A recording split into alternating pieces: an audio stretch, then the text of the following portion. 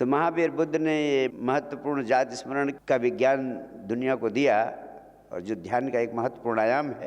अब तक जो हमारे पास इसका विज्ञान उपलब्ध है, हम पूरी मनुष्य योनियों में कहाँ कब तक रहे हैं और उसके पहले पशु योनियों में जब तक रहे हैं, उस सारे का अनुभव हमें स्टोर हाउस में है और उसको पहुँचा जा सकता है। और इसके लिए सिर्फ इतना करना है कि आपको आज से ही शुरू करना पड़ेगा। शुभारंभ जो करना पड़ेगा पिछले जन्मों को जानने के बारे में, तो पहले शुरू करना पड़ेगा कि आज 23 तारीख 2018 में यहाँ हैं, और मान लीजिए आपको पता करना है कि 23 नवंबर 2010 को हम क्या कर रहे थे, या 23 नवंबर 1990 में क्या कर रहे थे। अगर ये जानना है कि 1990 में हम क्या कर रहे थे, तो ये जाना जा सकता है। इसको जानने के लिए विधि वही है, ध्यान की विधि है। उसमें आपको फोकस करना पड़ेगा कि आपके प्राणों में ये गूंजता रहे 23 नवंबर 1990, 23 नवंबर 1990, 23 नवंबर 1990। ध्यान की विधि प्लस जहाँ आप जाना चाहते हैं वह आपको फोकस करना है।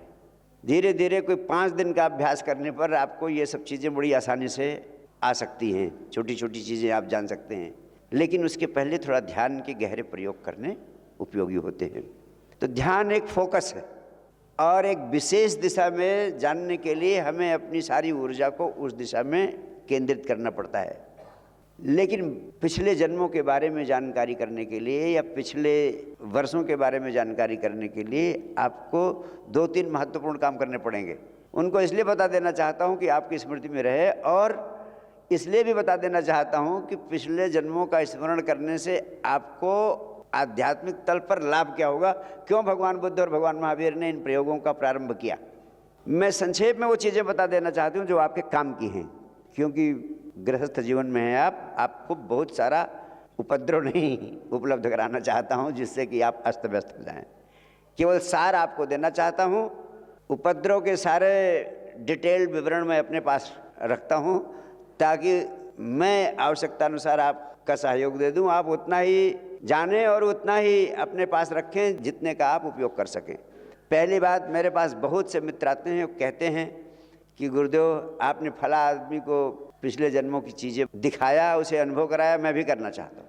पिछले जन्मों के बारे में जानकारी जब आपको हो जाती है, आप अपने अनुभव से जान लेते हैं, अपने प्राणों से देख लेते हैं कि मैं ऐसा रहा वैसा रहा, ऐसा किया वैसा किया। बताने से नहीं, स्वयं देखते हैं जब आप उसको चित्र की भांति और अनुभव करते हैं रोए रोए से, तब आपको ये गहन पीड़ा होती है कि अरे जो कुछ मैं आज कर रहा हूँ ये पिछले जन्मों में लगातार यही सब तो करता रहा, और कहाँ पहुँचा। कोलू के बैल की तरह यही सब तो करता रहा, चलता रहा, पहुँचा कहीं नहीं, फिर वही कर रहा हूँ। अरे मैं कितना ना समझ हूँ। और फिर ये सब नासमझी की चीज़ें जो आज कर रहे हो, ये अपने आप छूटती चली जाएंगी, गिर जाएंगी, एकाएक गिरने लगेंगी, एकाएक फुल स्टॉप लग जाएगा। यानी सच्चे अर्थों में असली वैराग्य घटित हो जाएगा। यानी वैराग्य का मतलब वो नॉनसेंस आप नहीं करेंगे जो आप रोज करते रहते हैं, जिनमें आप अपनी जीवन ऊर्जा रोज नष्ट कर देते हैं। अभी हमारे समझाने से वो बात समझ में नहीं आती, थोड़ा हम खींचते हैं आपकी इलास्टिक, जितनी देर मुझे सुनते हो खिंच जाती है, लेकिन फिर जैसे यहाँ से बाहर जाते हो लौट के बुद्धू घर को आए, फिर वही सब शुरू हो जाता है। अभी बहुत सारे संकल्प ले लोगे, घर पहुँचते ही सारे संकल्प टूट जाएंगे। मैंने कहा ये मैं अपने प्राणों का अनुभव बता रहा हूँ, इसीलिए मैं आपसे कहता हूँ कि बहुत सारे काम जब मैं इन अनुभवों से नहीं गुजरा था तो करने की मेरे जीवन की योजनाएं थी, और आप हैरान होंगे जब मुझे ये महत्वपूर्ण अनुभव अपने पिछले जन्मों के हुए, मेरी ज़िंदगी से वो महत्वाकांक्षाएं ऐसे गिर गईं जैसे पके हुए फल गिर जाते हैं वृक्षों से। सारी महत्वाकांक्षाएं समाप्त हो गई, अपने आप स्वतः गिर गई। कोई मुझे समझाता कभी नहीं गिरती। लेकिन समझदार आदमी वो है जो दूसरों के अनुभव से सीख ले। अगर आप मेरे अनुभव से सीख सकते हैं, बुद्ध के अनुभव से सीख सकते हैं, महावीर के अनुभव से सीख सकते हैं, कृष्ण के जीवन से सीख सकते हैं, तो ज़रूरी नहीं है कि आप भी आग को छुए, हाथ में पकड़ें और तब उस अनुभव को गुजरें। जीवंत सद्गुरु के उपलब्ध होने का सबसे बड़ा फायदा है कि बहुत सारे प्रयोग, बहुत सारी साधनाएं करने की आपको ज़रूरत नहीं। सद्गुरु के प्रति भरोसा है और भरोसे से उसका हाथ पकड़ लिया तो वो अगर अपने अनुभव आपको बताता है तो उसका अनुभव सुन लेना इतना ही पर्याप्त है आपके लिए कि वो सारी चीज़ें आपकी ज़िंदगी से गिर जाएं, सिर्फ उसके अनुभव को जानकर। इसीलिए तो कहा, ध्यान मूलम गुरोर मूर्ति, पूजा मूलम गुरो पदम, मंत्र मूलम गुरो वाक्यम, मोक्ष मूलम गुरो कृपा। यानी गुरु के प्रति इतना ब्रह्मा विष्णु महेश और परमात्मा का भाव अध्यात्म के वैज्ञानिकों ने पैदा किया। उसके पीछे यही राज है, यही राज है कि अगर तुम्हारे प्राणों में उसके प्रति श्रद्धा हो सके तो तुम्हें जाति स्मरण के प्रयोगों को करने की जरूरत नहीं, गुरु का अनुभव ही तुम्हारे जीवन का अनुभव बन जाए। लेकिन फिर भी आप करना चाहते हो तो कुछ महत्वपूर्ण सूत्र आपको अभी दिए देता हूं। पहला सूत्र यह है कि कम से कम 6 महीने के लिए आप भविष्य के सपने देखना बंद कर दें, भविष्य में जीना बंद कर दें, भविष्य से चित्त को पूरी तरह पीछे मोड़ लेना है। अभी तो आप 24 घंटे भविष्य में डूबे रहते हैं, कल ये करना है, परसों वो करना है, अगले महीने वो करना है, फिर वो करना, फिर वो करना। अगर पिछले जन्मों में जाना चाहते हो तो ये जो धक्का लगा हुआ है आपकी चेतना को आगे भविष्य की ओर देखने का, उस धक्के के प्रभाव को रोकना पड़ेगा। चेतना को भविष्य से खींचकर वर्तमान में लाना पड़ेगा और वर्तमान में खींचकर पीछे की ओर ले जाना पड़ेगा।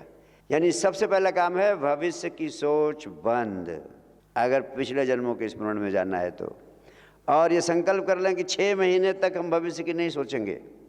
जब भी चित्त भविष्य में जाए रोक देना है उसको। इसको रोकने में कोई कम से कम 21 दिन लगेंगे आपको। और उसके बाद जब रुक जाए भविष्य में जाना, वो भी जो संकल्पवान हैं उनके लिए 21 दिन लगेगा, नहीं तो 40 दिन लगेगा रोकना। उसके बाद जब रुक जाए तब फिर आपको पहले अपने इसी जन्म में आज से लेके और पिछले वर्षों में जाना पड़ेगा। पिछले जन्म के 5 वर्ष होने तक के अनुभव में जाना सरल, अब से लेके 5 साल की उम्र तक के अनुभव में जाना सरल है। 5 साल की उम्र के पीछे के अनुभव में जाना थोड़ा कठिन है। फिर प्रक्रिया यही होगी, प्रयोग यही होगा, लेकिन उसको गहनता से कुछ विशेष निर्देशों के साथ 5 वर्ष से जन्म लेने के दिन के लिए एक विशेष प्रक्रिया। और जब उस अनुभव से गुजर जाएंगे जन्म से लेके पहले वर्ष तक के, तब गर्भ में जब आप थे उस समय के अनुभव को भी प्राप्त किया जा सकता है। जब आप गर्भ में आए और गर्भ के जीवन के अनुभव के बाद फिर शुरू होगी यात्रा आपकी पिछले जन्म की, और फिर पिछले जन्मों की, और फिर पिछले जन्मों की। इस तरह से मनुष्य योनि तक के सारे अनुभव प्राप्त किए जा सकते हैं। और उससे पहले के जो आपके पशुओं के तल का अनुभव है वहाँ तक जाया जा सकता है। उसके बियॉन्ड मैं नहीं जा सका हूँ, लेकिन मेरे जानने में आया है कि उसके बियॉन्ड जाना संभव ही नहीं है। जब आप वृक्ष थे, पत्थर थे, पहाड़ थे, चट्टान थे, मिट्टी थे, तब के अनुभव को अभी तक नहीं जाना जा सका। और इस संबंध में अंतिम महत्वपूर्ण बात आपसे कहना चाहूँगा कि जब आप पिछले जन्मों में जाएंगे तो आपको पिछले जन्म की जो अंतिम घटनाएं थी, यानी रिवर्स गियर में चलेंगे आप।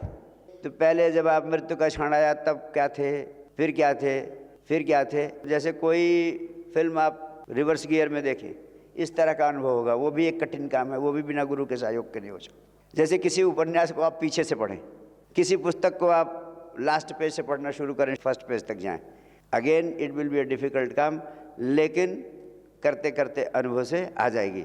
आपको 2-4 किताबें दूंगा, कहूँगा इनको पढ़ लो पहले पीछे से आगे तक। यानी जैसे जीवन साथी के साथ तलाक होगा तो पहले तलाक आएगा, फिर उसके बाद शादी की घटना आपको याद आएगी कि शादी ऐसे ऐसे हुई, फिर उसके पहले लव अफेयर आपको चला हुआ आएगा। यानी पहले तलाक, फिर शादी, फिर लव अफेयर, और उसके पहले जो भी रहा हो लव अफेयर के पहले वो आएगा।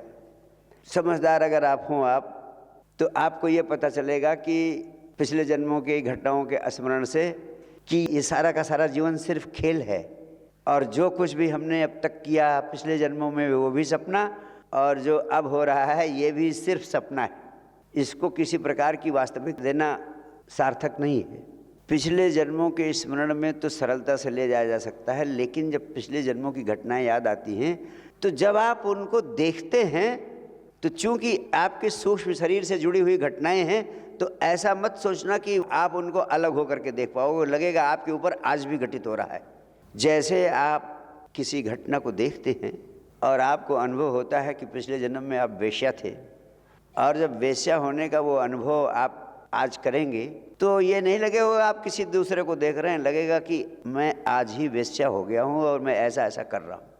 अगर मारपीट हुई थी और लाठियाँ पड़ी थी, आपको पीड़ा हुई थी, तो उसको देखोगे तो अभी भी आपको लगेगा कि जैसे ये लाठियाँ आपके ऊपर पड़ रही।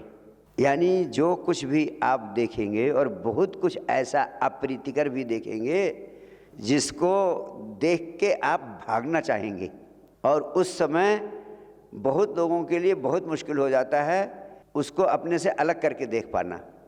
इसीलिए भगवान बुद्ध और भगवान महावीर कहा करते थे कि अगर पिछले जन्मों का स्मरण करना है तो सबसे पहले ध्यान में गहरे उतरो, अपने साक्षी भाव को इतना साध लो, जब तुम साक्षी भाव में जीने लगो तब पिछले जन्मों के स्मरण में जाओ। क्योंकि जब साक्षी भाव में उतर जाओगे, साक्षी भाव तुम्हें सध जाएगा, तब जो घटनाएं होंगी तुम उन घटनाओं से दूर खड़े होकर देख सकोगे कि मेरे साथ नहीं घट रहा, उस शरीर के साथ ये घट रहा है।